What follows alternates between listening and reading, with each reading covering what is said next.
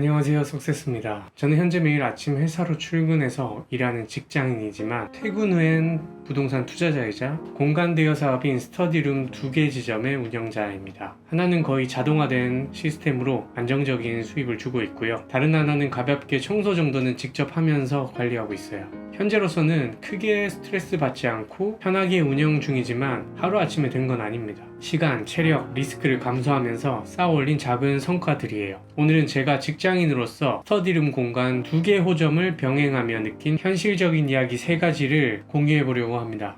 첫 번째로는 1호점은 생존, 2호점은 시스템이다 입니다. 영등포 구청역 도보 30초에 위치한 스터디룸을 운영한 지 어느덧 2년이 되어갑니다. 현재는 어느 정도 자동 시스템이 형성되어 1, 2주 정도에 한 번씩 방문하는 정도로 노동시간이 줄었지만 처음을 생각해보면 생존 그 자체였던 것 같아요. 처음 공간을 수십 개씩 찾아보고 임장도 다니면서 어떤 모임 공간으로 꾸며야 할지 몇 날 며칠을 고민했었습니다. 계약해서 진행해도 되나? 투자금은 회수될까? 망하면 어떡하지? 온갖 부정적인 생각으로 가득 찼었어요. 그러다 큰 결심 후에 상가 계약서를 작성하고 저의 첫 사업이 시작되었습니다. 처음에는 정말 뭘 어떻게 해야 할지 너무 어렵더라고요. 공간 세팅은 어떻게 해야 할지, 어떤 컨셉으로 가져가야 할지, 네이버에는 공간을 어떻게 등록해야 하는지, 몇 개의 플랫폼에 등록해야 할지 모르는 것 투성이었습니다. 그런데 참 사람이 신기한 게 그 어렵던 것들도 머리 싸매고 하다 보니까 하나씩 해결이 되더라고요. 예약 손님들이 조금씩 차면서 부족한 것들이 눈에 보일 때마다 하나둘 채워가는 식으로 운영을 했습니다. 그러다 보니 어느덧 저희 모임 공간만의 매뉴얼 설명서가 완성이 되었습니다. 그뿐만이 아니었어요. 예약이 어디로 많이 잡히는지 분석하여서 그 토대로 광고를 돌리고 제 모임 공간을 찾는 사람들 키워드를 찾아서 홍보 글들을 제작하기 시작했어요. 시행착오도 많았지만 하면 할수록 조금씩 저만의 공간이 안정되는 게 느껴졌습니다. 그때였던 것 같아요.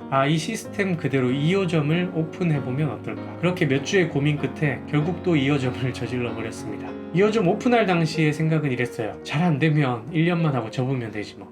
투자금도 크지 않고 1호점 시스템을 그대로 옮기면 되니까 라며 최대한 가볍게 생각하면서 시작했던 것 같네요. 그렇게 구로 디지털 단지점에 스터디룸 2호점을 오픈하게 되었습니다. 지금 생각해보니까 1호점은 생존에 가까운 도전이었지만 2호점은 확실히 수월했습니다. 1호점에 적용했던 시스템을 그대로 복사 붙여넣기 하면 되었어요. 옛말에 시작이 반이다 라는 말이 있잖아요. 정말 이건 맞는 말 같아요. 일단 한번 해보면 거기에서 시행착오를 겪으며 경험을 얻게 되고 그 경험이 쌓여서 나만의 노하우가 생기는 것처럼요. 그래서 1호점에서 겪은 시행착오들을 그대로 2호점에 적용해 저만의 공간 대여 시스템을 얻게 되었습니다. 두 번째는 완전한 무인은 없지만 10%의 노동만으로도 운영은 가능하다입니다. 요즘 보면 무인 창업들 정말 많잖아요. 그런데 100% 무인 시스템은 없는 것 같아요. 설령 그렇게 관리된다고 해도 지속하기는 정말 쉽지 않을 겁니다. 그런데 파티룸, 스터디룸 등의 공간 대여 사업은 확실히 시스템만 갖춰두면 정말 최소의 힘으로 운영이 가능한 것 같습니다. 제 2호점은 비교적 최근에 오픈한 공간인데 현재는 부분 자동화 상태로 운영 중이네요. 예약, 출입, 퇴실은 시스템화를 했지만 청소와 비품 관리는 직접 하고 있어요. 이 부분도 청소 이모님을 구해서 자동화할 수 있지만 일단 직장과 너무 가깝게 위치해 있어서 출퇴근 시 정리할 수 있는 점, 청소 시간이 10에서 15분 이내로 끝나는 점 때문에 직접 하게 되더라고요. 이 사업이 매력적인 건 정말 이 정도의 관리만으로도 운영이 가능하다는 거예요. 물론 처음 세팅할 때는 에너지와 시간이 조금 들지만 잘 갖춰만 두면 하루 10분으로도 공간이 돌아간다는 걸 알게 됐습니다. 이건 저에게 있어서 부업은 꼭 퇴사를 해야만 가능한 게 아니다라는 확신을 가져다 주었어요. 마지막으로 세 번째는 부업은 단순 수익이 아닌 선택지를 늘리는 연습이다 입니다. 제가 처음 부동산 투자를 시작했을 때 또 공간 대여 사업에 뛰어들었을 때 모두 단순한 수익이 목적이었었어요. 어떻게 하면 돈을 더 많이 벌 수 있을까 라는 생각이 컸었죠. 하지만 시간이 지나면서 깨달았어요. 이건 단순히 돈을 버는 게 아니라 나만의 삶을 설계하는 또 다른 루트였습니다. 제가 만약 월급에만 의존하는 삶을 살고 있었다면 직장에서 월급 인상이 안 되면 어떡하지? 잘리면 어떡하지? 몸이 아프거나 힘들어지면 어떡하지? 라는 생각이 항상 머릿속에 맴돌았을 거예요. 또 직장 밖의 세상이 두려움으로만 느껴졌을 겁니다.